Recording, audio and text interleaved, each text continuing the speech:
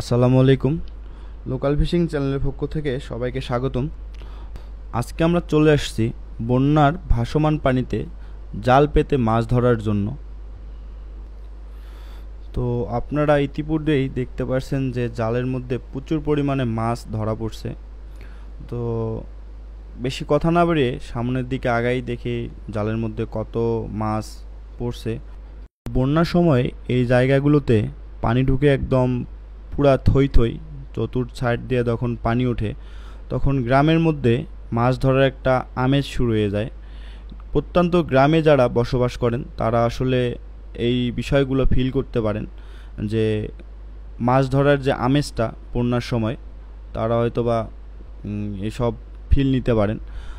আমরা যারা শহরে থাকি তারা এসব বুঝবো না।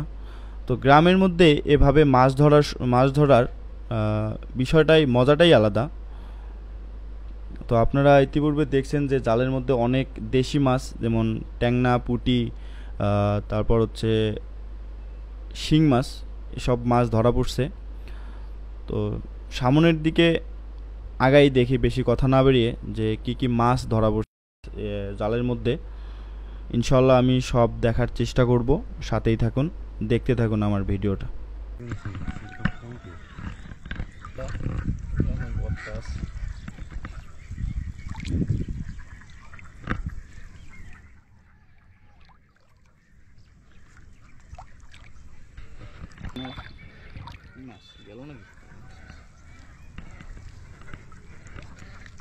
কাটি কাটি করে দেখা যাবে।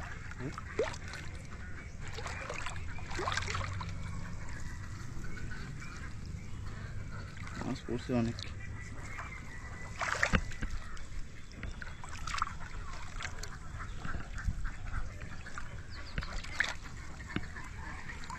এটা তো সেই পরিমাণে মাছ পড়া হবে। এই যে শিঙি পড়ছে, এই যে দিনও তো যেগুলি মাছ পড়ছে। সামনে কেউ মনে হয় জাল দিছিল, না সেই মাছ পড়ে গেল।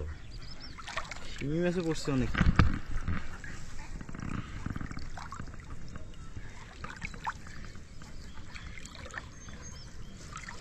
সামনের দিকে মাছ আছে।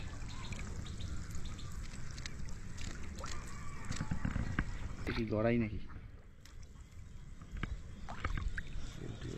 চেংটি?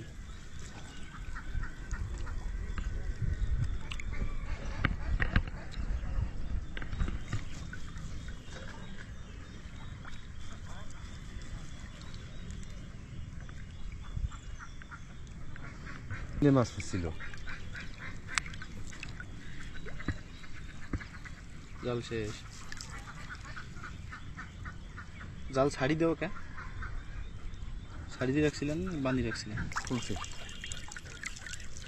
যা পড়ছে খারাপ করে নেই। শিঙি মাছ পড়ছে অনেকদিন।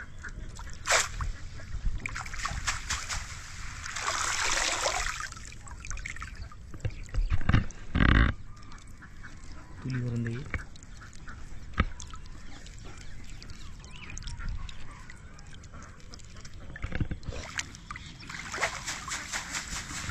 মাছ খুলি যাবে আবার। এই পাশে দেখি শিঙি মাছগুলো। এই যে কইলাম মাছ খুলি যাবে। এই যে আবার একটা গেছে।